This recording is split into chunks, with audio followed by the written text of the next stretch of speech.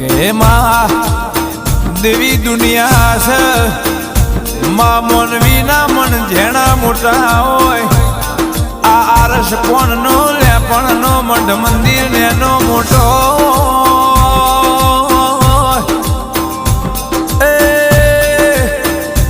પણ એ ગોખલામાં એ બેઠેલી એ દેવીઓ કોઈની નેની મોટી ના હોય.